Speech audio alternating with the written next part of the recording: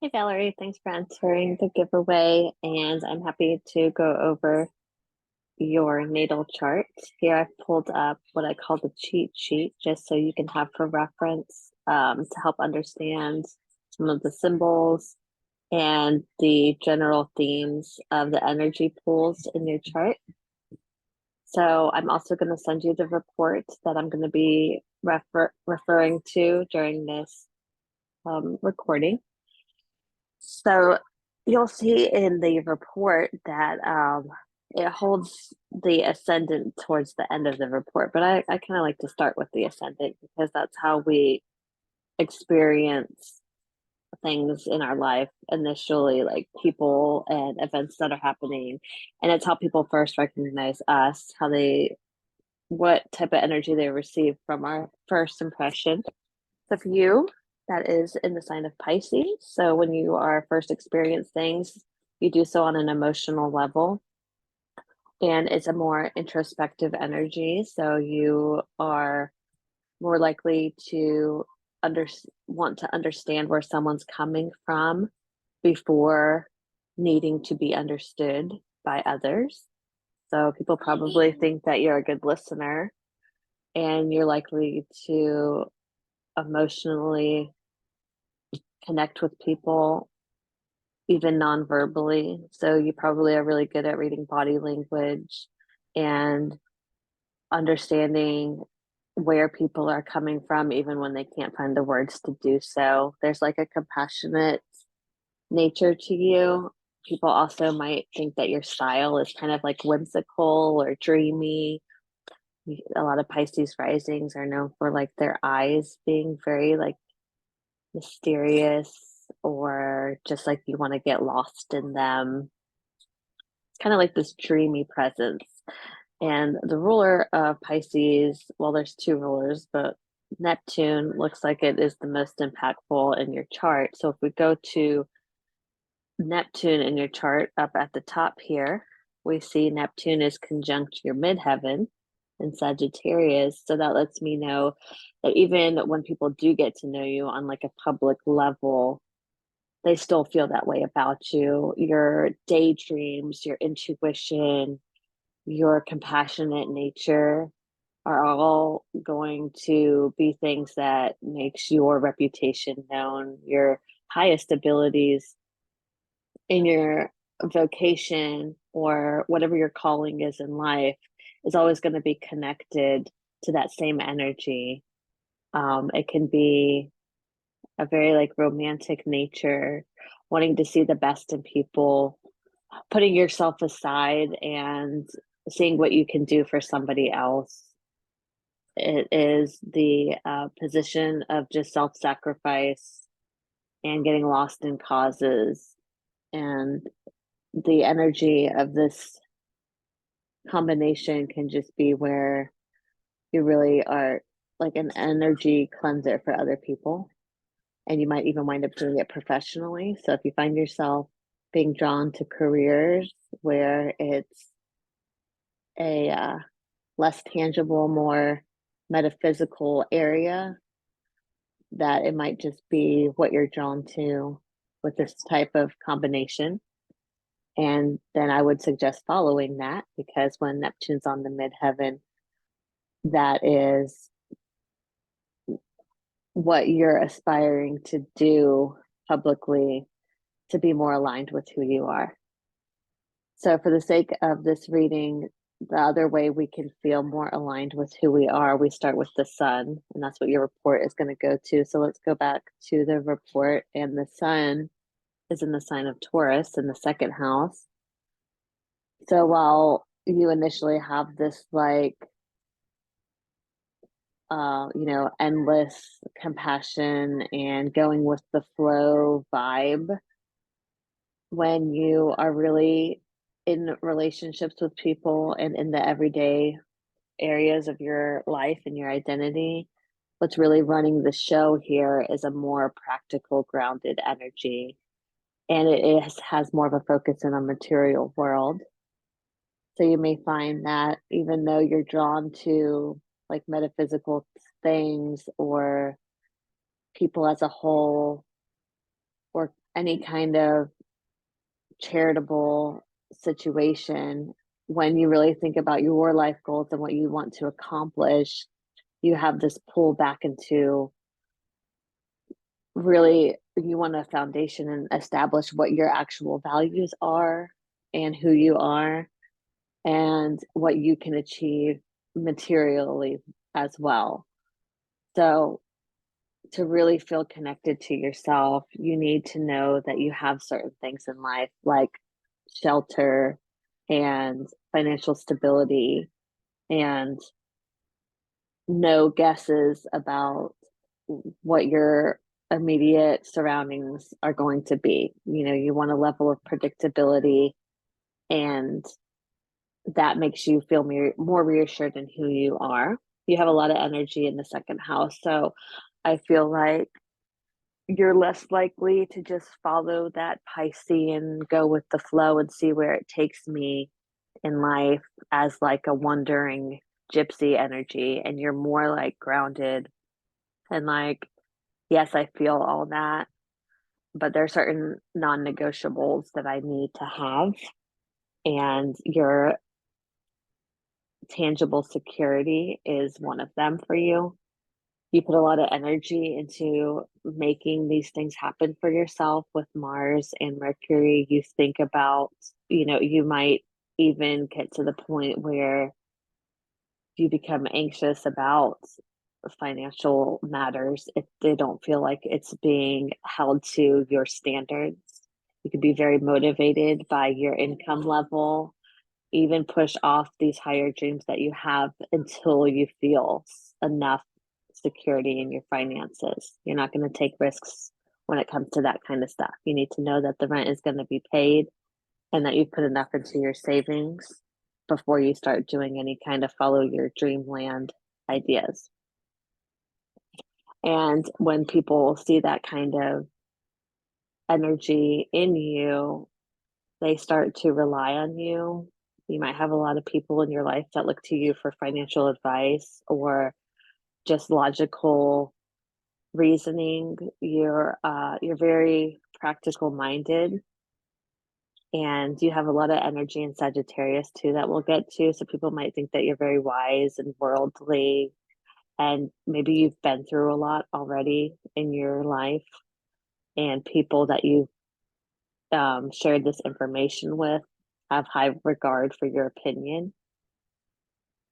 So when we move on here about like finding ourselves, we look to the sun, and then like we think of the life purpose or where we can go easily in life. What can we look at that is just an area of blessings and ease? We look to Jupiter.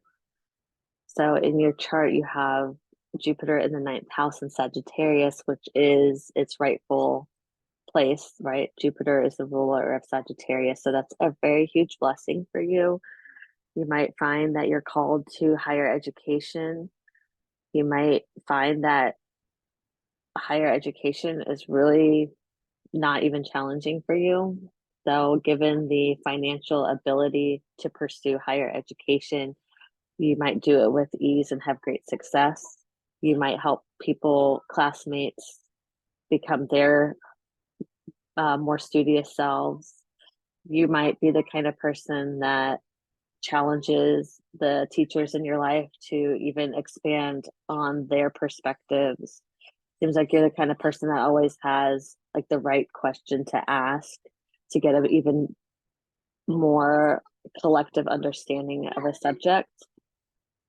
And in the ninth house, that usually is higher education. So if you haven't already looked into that, something that's going to expand your world. It doesn't always have to be traditional, like post bachelor studies, but even going on like pilgrimages or like spiritual retreats off into a place you've never been to before, or going to travel abroad just to see what a different culture like is like. It can be very groundbreaking for you, pulling you out of your second house comfort zone into a whole new mental level that you didn't even know existed, but then feels comfortable and easy. It's a it's a part of you that is external energy because these are outer planets. Pluto, or excuse me, Jupiter and Uranus are in the ninth house. So that's more like outer opportunities to do these things, maybe suddenly, unexpectedly. But when you do take those chances, you really identify a part of you that you don't see every day. It's kind of a an unusual situation with Uranus where it suddenly comes and goes, and that kind of it's in a what we call a quincunx to your sun because that's not always easy for you to do. You do like predictability, but there is a side of you that wonders what it would be like to take the chance to do it. This is also the house of publishing, and you have a lot of energy that makes me think that you're a good writer, just taking chances to get something that you made published, a more unpredictable. You can't guarantee that anybody's going to read it, but you might be surprised to learn with Jupiter in the ninth house that it's better than you ever expected. So, given the opportunity to do something really unusual that's going to expand your perspective and give you more energy towards like those big questions of life, take the chance because that is an area of you that is really gifted. So, next, we're going to look at more like personal things. When we think of who we are on who's running the show, we look to the sun, but when we look to emotional connection, we look to the moon. So, part of your big three, we talked about Pisces, Taurus. Now, we're going to move to your Scorpio moon. Having a moon in the eighth house in Scorpio, sometimes that can be signs of a little turbulent relationship as a child with your mother figure. Either she means everything to you, or maybe she is meaning not a lot to you. It's kind of one way or the other. It's very hot or cold situation. And in the eighth house, it can sometimes mean that financial stability in your youth was not there. And then that is opposing your natal Mercury.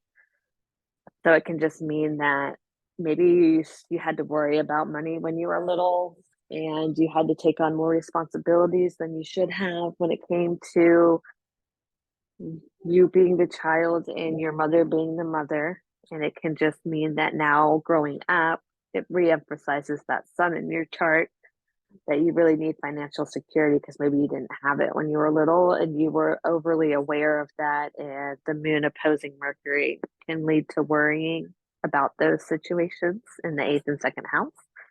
Maybe you didn't trust who was going to pay the bills when you were little. So as an adult, you decided that you're never going to go through that again. It doesn't have to be money, but there's some type of worrying about the parent's role and some insecurity that maybe they're not going to be able to fulfill your needs for security. And in the second and the eighth house, that could be like values too. It could play into self esteem. It could play into just there not being a strong ground of being able to rely on someone when you were little. So now you've decided that, come hell or high water, you're keeping the lights on at your house. So, when you look to emotional relationships now as an adult, you're going to need somebody that you can really uncover all the truth about. So, that moon in Scorpio, you're not going to just make super close connections on that intimate level unless you feel like you've really got a good idea of who this person is and you've uncovered all of their truths and you've really got to know to the deep core of them. That doesn't mean that you're always going to be as revealing of your nature, but you need to know that about their nature before you really want to um, sign on the dotted line of committing to somebody. But when you do, and you feel like you really know who they are, then you can relax and find that when you merge your, um, level of intimacy to the level of it being a shared intimacy, then you find that that is something that makes you feel more whole and emotionally secure. So it's like this work you have to do to get there. But when you actually do get there, it is this other side of the horizon for you, like, "Oh, I don't have to do everything by myself. I have met somebody I know now that is going to be what I'm looking for." And I see this as more as like a romantic partner because the 8th house, we've moved past just the 7th house of our partner. We're moving to the 8th house of real deep connection, right? We're merging our souls together.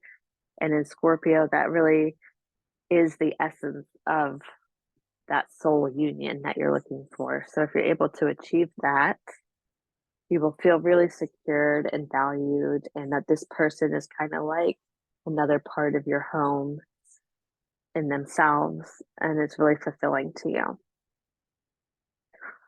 All right, so let's move on to the next part I wanted to take a look at is your your other inner planets. So we've done the ascendant, sun, and moon. Let's move to Venus because that's going to tell you about your romantic nature. And also, it's just a part of the chart that puts some ease in there. Where are you naturally gifted in yourself? So Jupiter's kind of where you look outside of yourself to find ease. But where can you look inside yourself to find some natural talents? So, house three, communication in Gemini, and that is our house of siblings or our community level, our peers in school. You might have been somebody that people thought was easy to talk to in your school days, and you might have um, a nice relationship with your siblings if you have any, and they're going to be important to you, or friends that you consider siblings. They are people that are going to play a lot of roles in your life just to make you feel loved, and where maybe other family members you didn't get that from, you can from your siblings or friends that you consider siblings. In love, it means that you really need to communicate with your partner. Like secrets don't work for you. You need, it kind of goes back to that Scorpio moon too.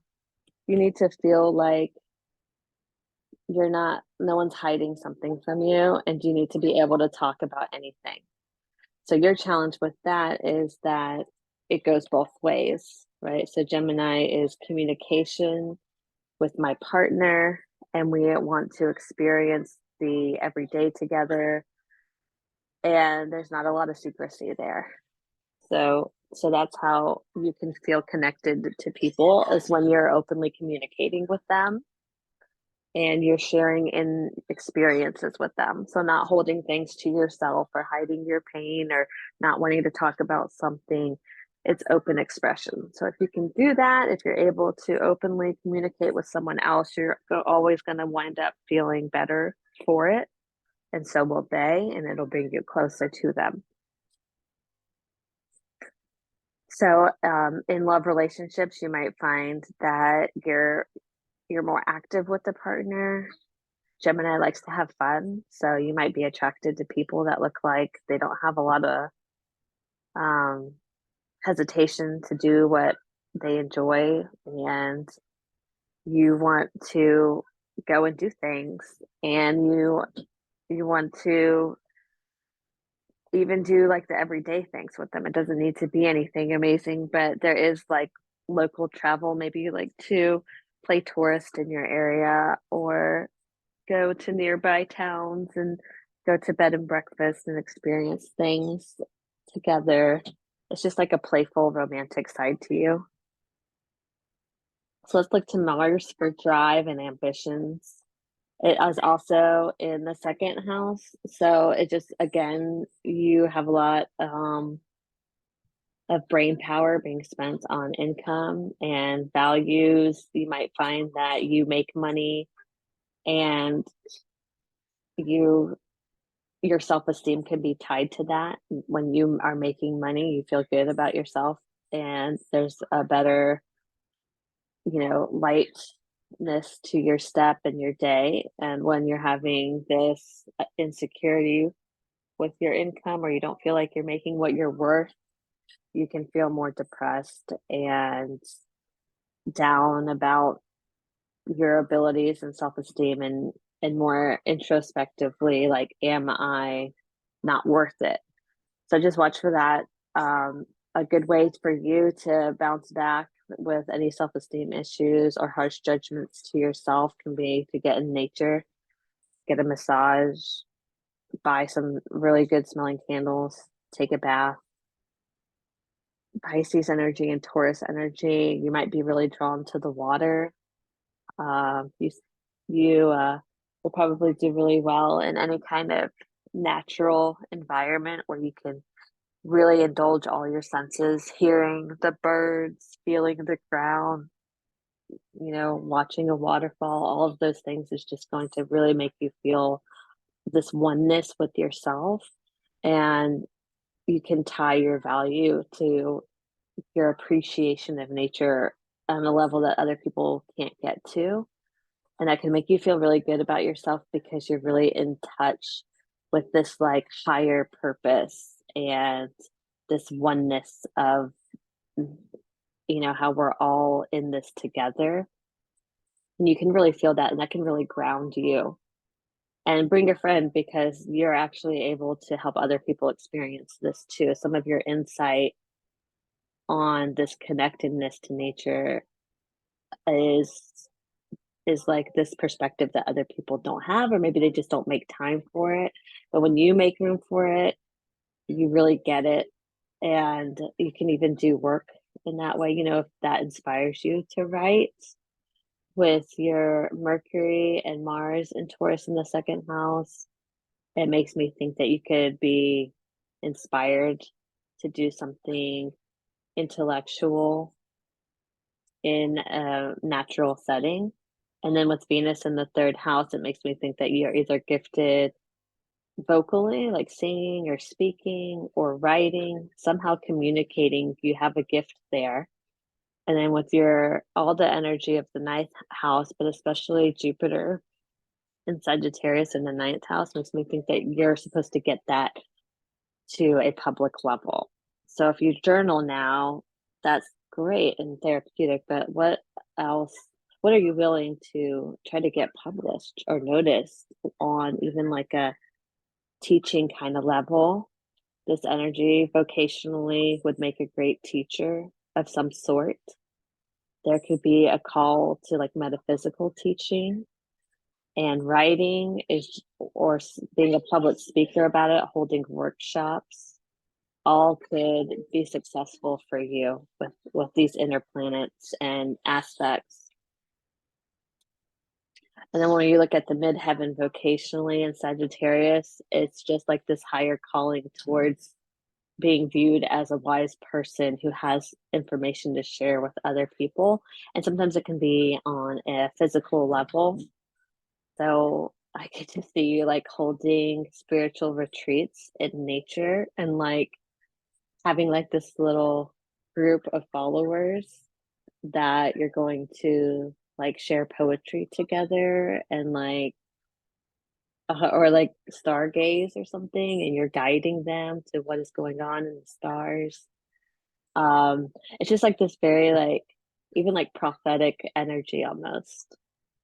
So I hope there's something there to that that kind of inspires you to be like, oh yeah, like I could see myself doing that. Like let's start booking a spiritual retreat or something in that way that takes you out of your home base and kind of throws you into nature with people that are waiting to hear what you have to say about your experiences in life and what it all kind of means. Like that's what I see with you. So let's talk about our final spot here that I want to go over is that seventh house is kind of staring at me, and then your nodes, we'll wrap it up with that. So seventh house, you got your Pluto and your Saturn there.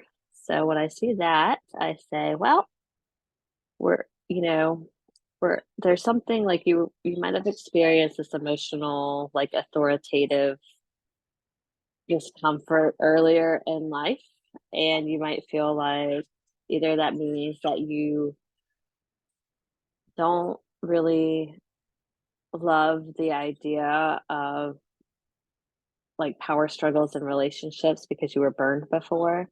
Maybe you were attracted to people who either were older or more powerful, or some type of situation where you weren't equals and you didn't feel like you were as valued in the relationship, and the other people were the, had the final word on everything.